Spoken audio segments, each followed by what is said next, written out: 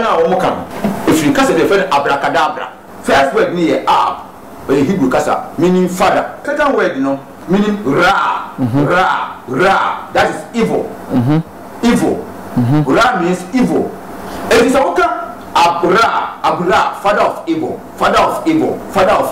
rada meaning have dominion or prevail that subjugate take control over my life take control rule that's rada and abracadabra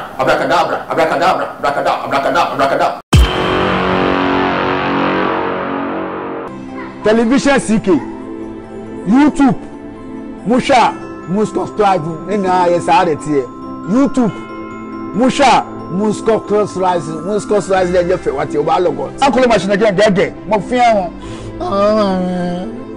o ba logo abaso biem se ye ne sofo kofi nti esansu hia din kobo na ene de ba behwe ye kasa foforo tonsa Christopher ne asofo dodo na etai ebo no na oni e ba be film edimu nkomo the film CK subscribe to television CK ba ene sofo kofi intibedi nkomo Ezitech Building and Constructions.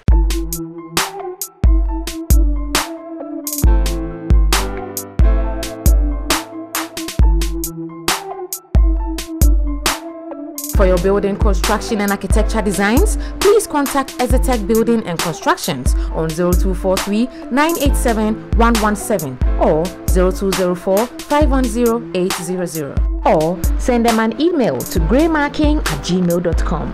Ezitech Building and Constructions, your #1 construction firm. Down konkono bae no.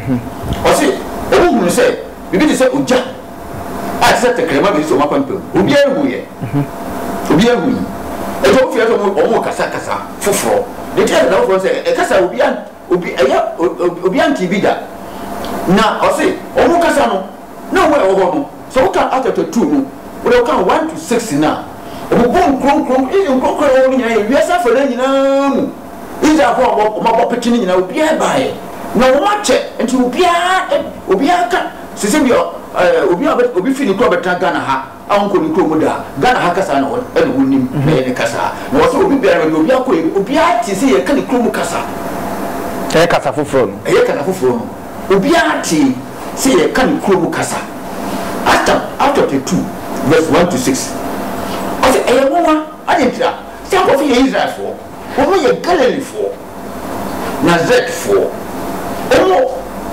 kasa wo kan aya kasa bia kesa ye krom kasa ebi no free Asia beautiful and o mobile so o muti say ye kan ye krom kasa that is intelligible language intelligible one kasa krom kasa bia intelligible akora wo hia kasa akora wo hia kasa di 4 years o say ye ni krom kasa ni an oka sa no muti no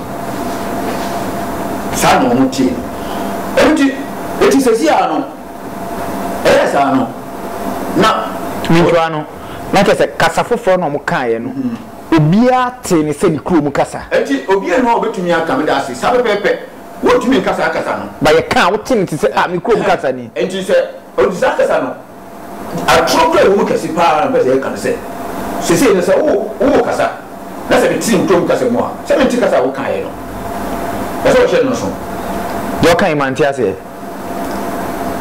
se wo kasa wo se de wo kan ye man ti ase se me mate sa na mate e di kasa bia no ha be ti bio amen kasa bia no ha be ti bio wo se nya wo kan ye man ti ase nya wo kan ye man ti ase so kasa ba ko na me ti ye yo kan no man ti ase eno kwa na hoti e di kana wo fro no bia obetumi aka because wo ti wo kro mo kasa ana na me chere ko fo ase enti wo no oti no kro mo kasa enti dia wo kan ye den enya alaba na wo kira ase enya brofo na wo kira ase enya alaba enya be dipele o da se enya kasa bi na wo kira ase kasa ne de bae ba wo oti ni se okro mo kasa enti e fa ne se na wo kan bi sa na wo kire enti wo tumi ka foforo bi a wo tumi ka foforo bi wo tumi ka foforo bi sabe tene brofo a meeting before. I don't understand you. No one. I don't know what you mean. What I say? What mean that I for you and what you know? And as I been a crown, so not do one in take us some you casa me and sa okasa or can and one with him. Sir, I don't know. It's a combination or so. I like it. I like it from my head, the patch. What's the silly patch? Say, Ubika Casa. Nasa watch us and Mobia. Ubika Casa out to watch us and Mobia. And over to me, I come on a Casa. Not academy say or say, what I say, no, about Casim. But we and yet interpretation. Remember, we interpretation. We are dialect. What one out tea, a one out tea, what tea, what tea, Krubu Cassim. And to Casa be in Rubio, a Greek, a Hebrew. Hebrew 14 in Hebrew. Hebrew 14 in Hebrew. Greek 14 in Greek. Latin 14 in Latin. Okay, Bambusa question we. A banisena casafo from a bar ni pano. Or say, Jelly be see almost. A J free throw. Be see almost. No, why no, if you have for yes, you have for no. So, we see almost. No, I'm sure I say can't casafo for Obiati when the castle. I never fool only a girl before. Mamma say Yatias. Everybody is different. Who can't go for Metiasia and go for no kind of Metiasia? Okay. I want to pass a ocean. So, what can go for us, the Metiasia, what can go for? And a Metiasia. It's betting I can go for, no much I say. But where did it? Or can what you could castle? What in your Krubu Castle? No, what in your Krubu Castle? Secret television. How can I better say? I don't know what Bonnie television CK near Queen. Television CK. Okay, but you're practical example. This is I'm sure. Can you say Abia? Me. Mina Abia. Maybe cartons. No, make me can't rababa. Watching is a braha. It is a watching is a braha. If you want to rababa, Ena, we be so baby. Or also, eti, ne se va fi, ebi a va beje, va into ante rababa. Maybe what you go fi. Obi so be say ebi a zo, and so no so tin zo, into ante rababa. Because an honey sakas an ewo hi. Wow. And this are tongues na ewo hi. Television CK. Okay, mami busa questions because no questions busa. Say konkon no e na di jani be fi esuafo ne so no omo. Yes, esuafo ne kan. Okay. Enti yam fa ne say bia sofo no so konkon be si ne so etimi ka bi. Se wo kan e se eti ati. E se wo ho no. Obi ati. Se me ti alaba na obi anti ati alaba na mati alaba ho de mi no fa alaba. What I say? But woman dey no man tin alaba o ti no krom kasem. E se ni pata ni po no ho no a. Wo so funu de wo ka no. E se obi ati o ni krom kasem. What one quote Bible no na me hwe. Acts chapter 1. Chapter 2. So wait me be and I mean be. So wait into man na me. We are you hakaka play bi na. Acts chapter 2. 2. What yeah? So we can verse 4. 2 verse 4. Okay. Acts chapter 2 verse 4. I say all of them were filled with the Holy Spirit. All of them were filled with the Holy Spirit. And began to speak in other tongues. In other tongues. As the Spirit enabled them. As the Spirit enabled or gave the utterance. Is there anyone a walker? No, no, walker. As the Spirit gave the utterance. Men 12 to the men 5-6 in income. Okay. And then you share 5-6 in a year. Everyone she say I would do 2 verse 4 to 6. Okay, now you share a whole year. Everyone she say I would do the sun say so for coffee today. No, I know a black cap more. Oh, it is for young feature now. So now they were staying in Jerusalem. 5 now they were staying in Jerusalem. God-fearing Jews from every nation under heaven. From every nation under heaven. From every nation under heaven. When they heard this sound, a crowd came together because each one heard their own language being spoken. Each one, all nations under heaven. Ghana have crowd or Casabes 40. Ghana have Casabes 40. Into all nations under heaven. All nations under heaven. Each, each. I mean, each, that's the one. We are tea on the chrome castle. We are tea chrome castle. We are a veteran saying each. And he said, okay, the chrome castle, okay. And the dynamite. And everybody dynamite. Because the casa ne cost no, me I begin to say, I been here. Can you want to me, dear? I want to me, dear. What you would, dear? Also, I can't use it. I can't. Also, crobonity and crobony. Also, the Casano. Tosso, clear what I describe. Nobody can describe the language.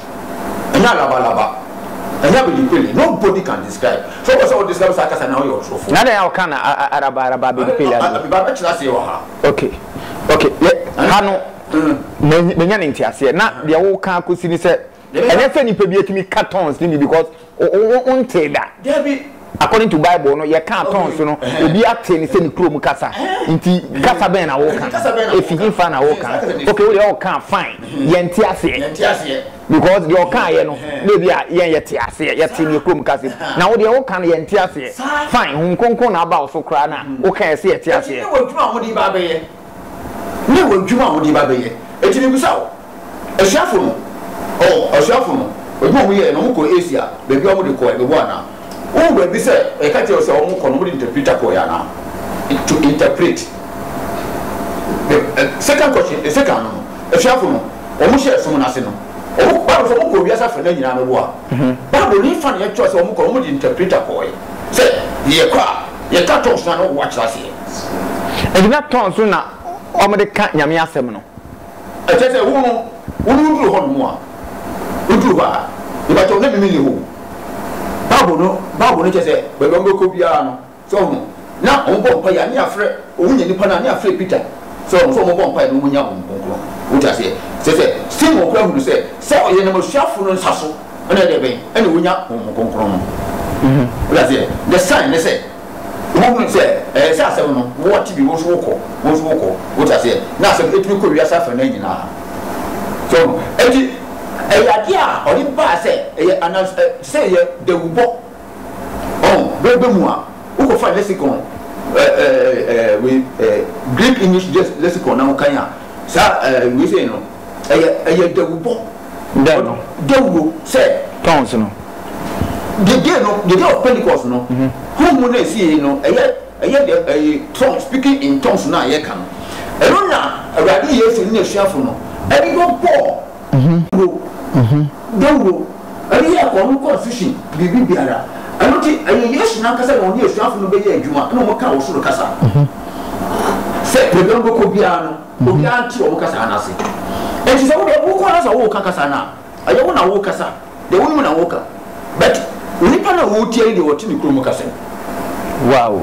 I don't know, ma'am, I said, no call baby, and she know one fight young Omuka, any interpreter. And you don't Casano, and yet ordinary Casa, a spiritual inclined free throw. If I told my dear, me, the view of my bedra, will be 70. How that can see a pa and Arabic in a meti, San Hokadintra. What is it? Oh, again, made the Arabic a Casachan. What I say? And if you look at the Santini, and now you say, Casabella, I make Arabic. What I say, make Arabic. And he said, if you have no more Casa.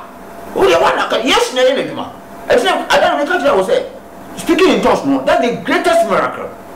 Because one say the greatest miracle. The greatest miracle.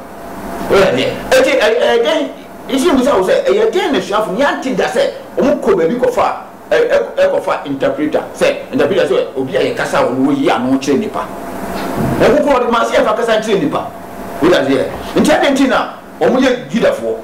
No, what we are some Panuko, we are suffering. Nian to say, Omukwa, Omukwa, but Omuko, you know. Now, Omukwa, didn't hear and say, young phobia, kura ya ko su no ye ko Portuguese eti ye ko fa obi a what Portuguese na ye ko a ye kan wati ase mo hu bi o Bible no mu si ya hu bi o Bible no mu dia sa na tie enti emphasis on the tongues enti enei asofo enya asofo nkwampo ebi mu kura gyina congregation ni ma omo nso hunkunku timi form na mo ka kasa foforo de omo ka na ye den yo ka no e yo bon sawo de no a o di aba gate a o di pa ye nyina wo ho na me nka ni fi ho emra nkofo ye se omo start say omo je Yesu edi no be ye azan de ye fi no e suafu ni je omo cheche nkofo mu se so obi na hunhun bi a ye nya ya mo hwe ni ye so omo je se akofo ya se omo so o kakere because historic before Greek pagan worship no na sa aka se nya mu akomka obi a e ko tini a chen kwan ya chen ni ma on fa so on ka enti we ka no ye ya no omo kokosua enti we konfu a se wonya wo kiame a wo ka se obi ya no enti sa ne ma ni na erezi e be hia so no na obi no pese omo sa ni twi on ko akiri enti we ka 2 Corinthians chapter 11 verse 2 ani e ko 12 na o se se be bi ka bese bi tuma wo re ma ba ba ko no wo se ko fo be ka honhum ni bi ali ko fo ko wo se hwe obi ba mo nchen so o se wonya honhum a ye nyaaye ni bia so wonya honhum a ye nyaaye a obeka Yesu Kristo bi ho asoma ye nkan ya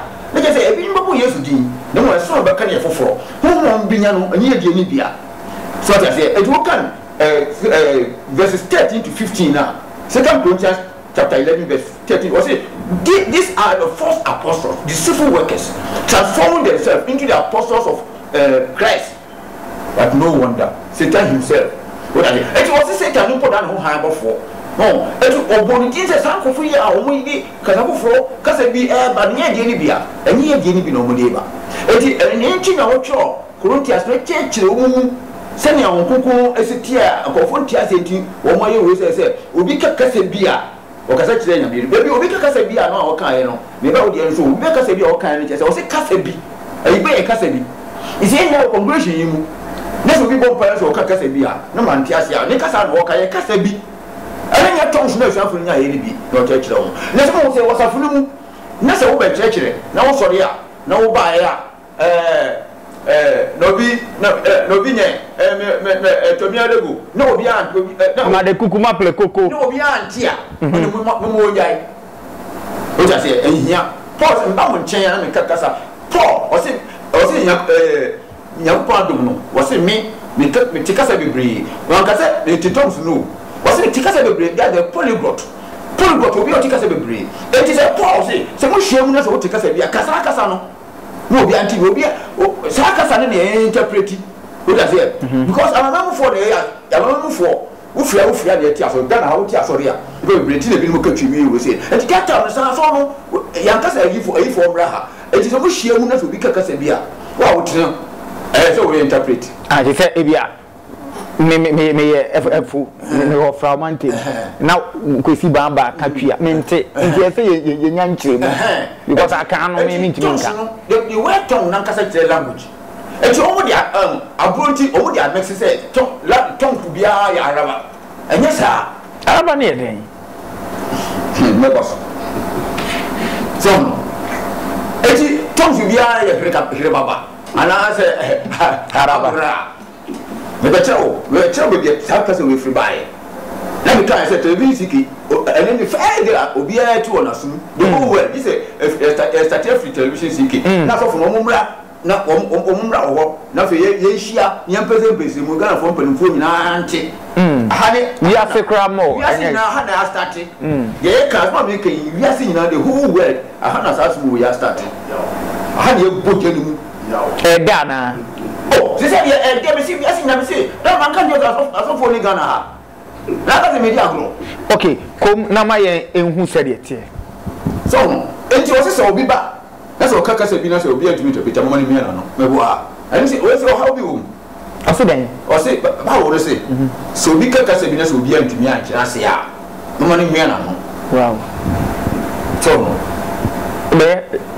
okay, if you have de abedi pelele ni bi na ya ntia se na se say nyina ka so ni per thousand we are going to pray in the spirit we say ka go we say kata ya we go wa ka sa kire wan ba wo no say eyiro ongugo ni ba yo de chekire o mi ka sa kire nipa so nipa ntia asem na se sa ton so e hia se brebe ifin ye no de wo say bon sam ton e hia se brebe the 1900 started from 16th century. So after Christ, 16th century started here. They are started here. Oh, and now apostate. Oh, we know. Side omuka you know. Bible look at say ebegu. Oh, I'm just ebegu. 1 Corinthians chapter 13, verse 8. No, Bible look at say it will cease.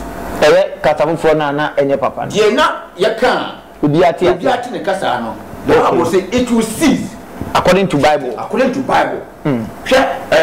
Israel force no. Bible can say it will cease. Daniel 9:27. A cease. We Yesu yekum Yesu no. Ye born ascend you na uwi no. Ada temple no eti so eti. That is sacrifice and oblation ceased.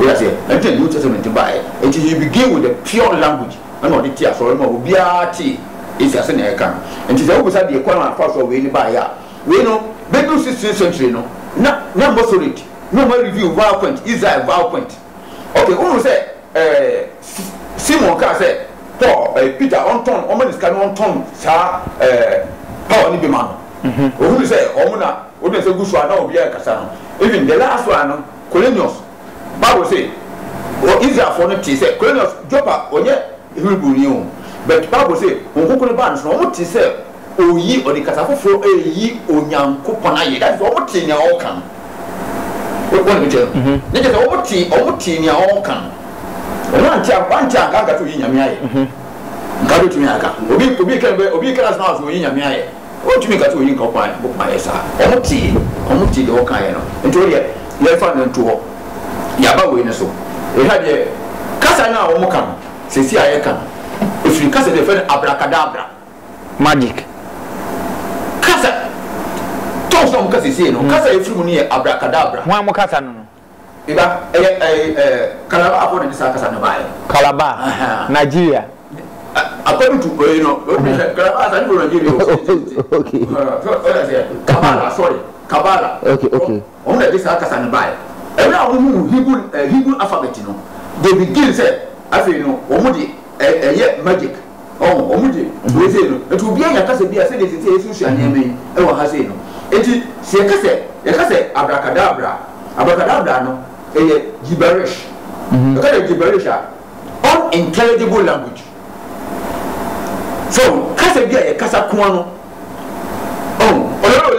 olori o wasan pote o so waka ba kan bibi no aka bibi ana kasa bia megezege yes aha okay that is kasa defend kasa brani asabra kasa wo but what the found yes true but no kra no ho no obeka no na waka no in a way enti the meaningless kasa bia want to see and so we are there want to see that sa Kabbalah for no mo dey sa kasa no e bae enti na wo mo we enti say only ba they used to indicate that a magic trick or other illusion had been performed so who is highest obi yes na obu ya no mo say bibi ko so ya kai enti sa 16th century no start sa man 16th century no start sa man they say o music so so any ade no yes o mo start say the some of the key have Christianity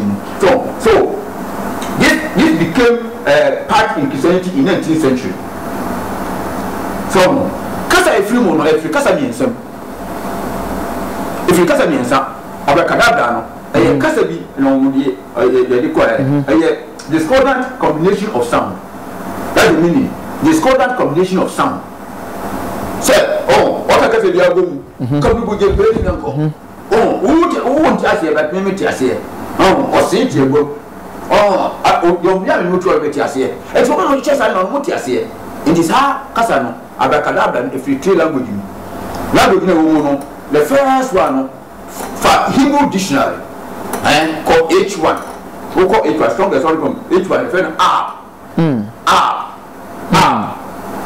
Ab means father, chief, principal. So, father, no. Into the first of the firm of abracadabra, no. First word near Ab, or Hebrew Casa, Ab, meaning father. The second word, you know, second word 7451, meaning Ra, Ra, that is evil. Evil. Ra means evil. Evil.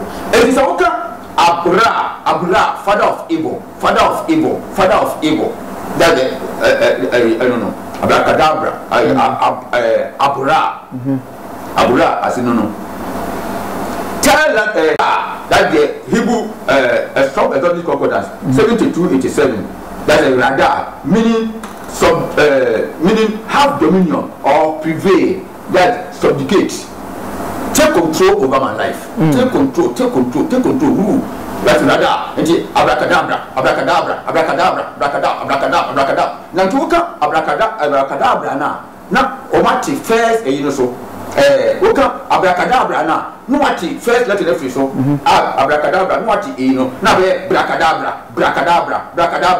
no wati no free so now be bracadabra no wati no free benefits now be racadabra no wati Rala fisu na baye akadabra no ati eno na ye kadabra no ati keno na baye adabra no ati we say na baye dabra na baye abra na fe ale bra ra obedu won na tonsu ne daso obedu won tonsu ne daso so ko finti papa na ntwe mu we no dodo na at behwemu pa ono hwe hana yam bra the word abracadabra no let me say it from the Aramaic phrase abra cadabra meaning I will create as I speak.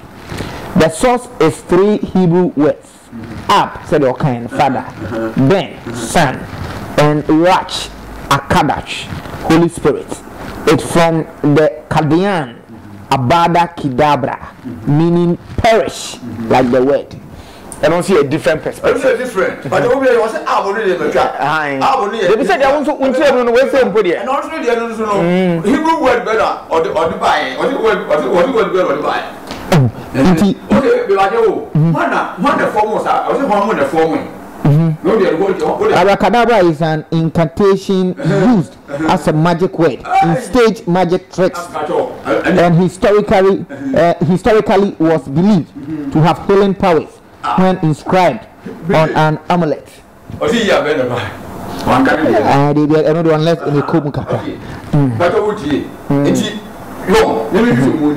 Every 3 languages up rada that is father of evil rule over me. Say obi of some conference for hanuma yemwe sati language si na ni obi ofie so a onwe mo hwe oba the bisi ke so a obi me obi a ni ogwe de megwe no ogwe se rongwa brane yonko nti be bia sabra kadabra no anona kakran no ko fo kan enti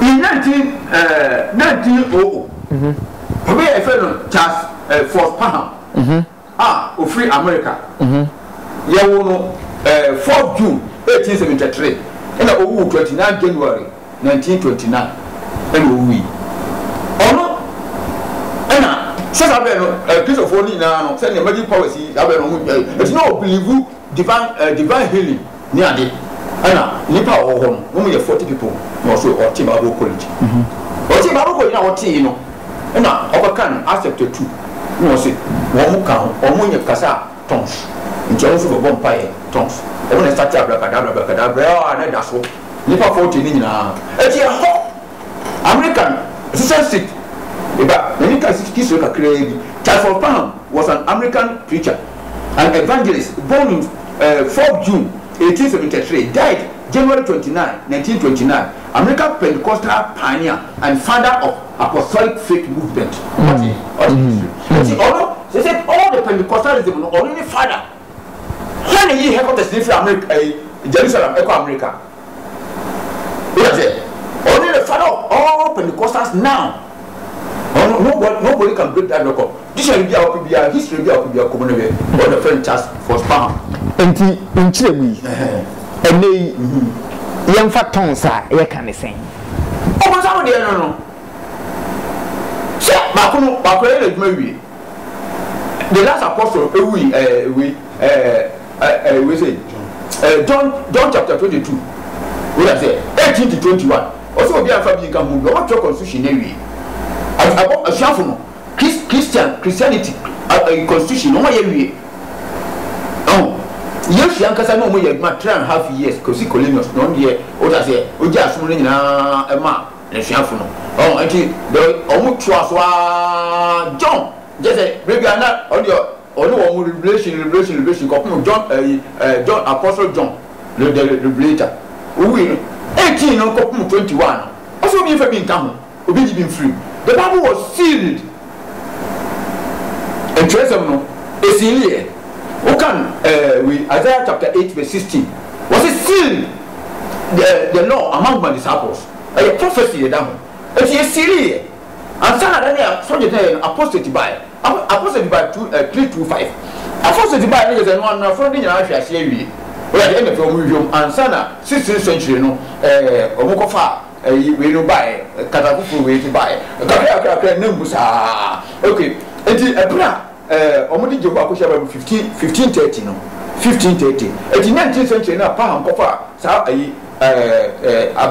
Abracadabra e buy no. Sanka ye Holy Spirit ake huniye anga tiase o Hebrew start letters ni Hebrew kasa. Ebinya Arabic ebinya Arab le biye we say. Onu dwemo ye no ya de. Nso ni nyina ko ho because and some of see in the doors way far until obedient for obedient for more send and say well we have to go must be that be her until a year community oh and I feel a bit shape Christianity and you see and get fat tons I can jai abracadabra toss of okay in every sarcasm be saying rada father of evil rule over me. Father of evil, rule. The patrol say anka we make bottoms. Like I just said, Uma me kuno, Uba pe kuno.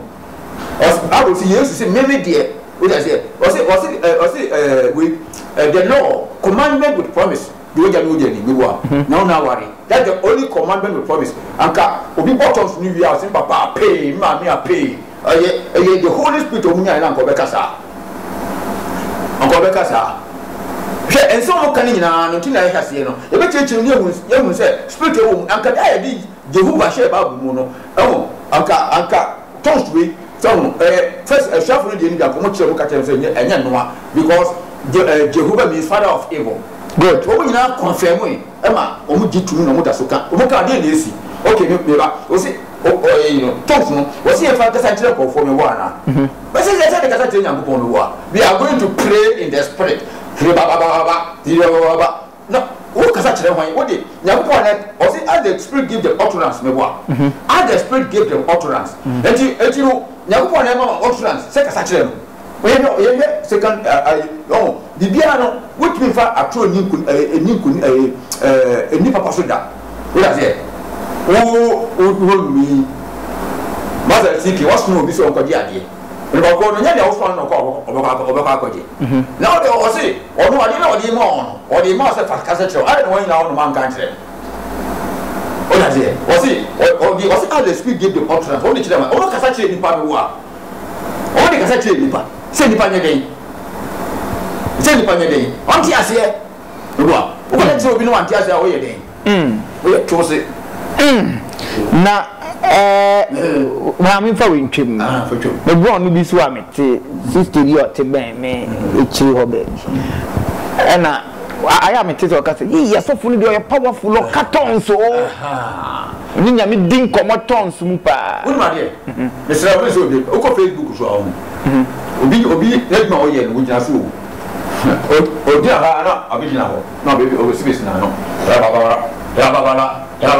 And you go, Father, God bless you. We have comments. ono adwen no o do fi ono adwen no kire babalala but o si 24 hours onye adwuma no wa ya ade ne place oh certain tua remember sika o ni means o tua o muka o ta se hwe aye we na ye kan we bra ye bre o du ko gina on ka hwe enti message ni na so wo mbre wo hwe a wo twi ni o mba o nya mi hira wo ye de ben bre na wo bre mi ze de bre na bre o bre mi di ntum za wo bre me ba so fu bi di na and me ni be go sha bi o sha so na se a awe go mo ana de say no do o ni nyina ni hu ye na me ya so for na me hwe wo bo ni won mo ye na nya no kure ma me so me ye bi e say me yes I need bi a o kasa bre ku du Ghana so but you see only we are sinkasa on this tons issue mama si mabako mi enu bi na no we are sinkasa tons na ba ne de say no e no fu na ku say on we tons mu yiye de Yesu Kristo on na hwafo ndi bae no etwom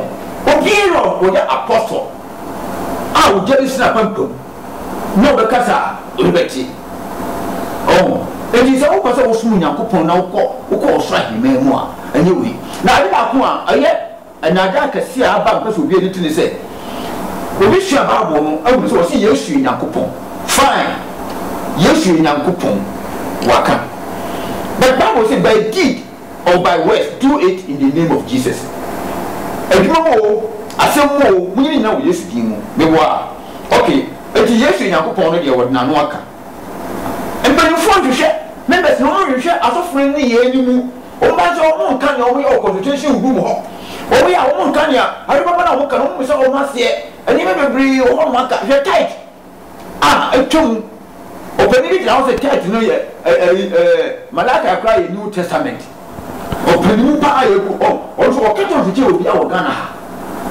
enti Argentina mu nyina ho netos na o ka no mo ti mo enkyere mo se se o ma me ni dina temo baba ni dina temo wuni hwe osubana ye ka ton so a kire wona wa gi agi nipa na wo ka ton so no hwe ni ma odi ye ne se ade nya emu apen na efi se ka ton ne se yare a anke ye so for 3000 ana ka won ko edwomu a se ne Yesu sa Peter okoto ni gugu afoi Holy Spirit wo mu wo se Yesu di mu sori ana wo sori eti ka to fifa tonfi ana ko ni ko krom ana ko o tie ni fre ni ba ku bieni ma ku de tonfi ya anka ko mo sai anka san ba ni se isi nyina ye ko ko shi hu mo eti ensema na ye kan media so no ensema na ye preach no enya salvation message ni no si bu gu nya nkwade emwa si na bia ne hu ba ye hu enwa ko no mo asem ne ye kan se ne bia ne hu fofo se me hu aye hu no ko no no anu tons eno mo kan tons enye na anu ne salvation no wo se sakrawa bi ne mu osu wo wia yan church say woni Yesu so ahede so ti se Mose bless na ka se taw odofu na taw tanfo na me Yesu die bon pai na tanfo so ka tons ye ba ye papa ya be ye papa anka mu ka anka wia se asesa ke ya ka sa enya papa ayo bonsam die na aba obi o be bi ahwe ni ye ya fra mi CK subscribe to television CK yakram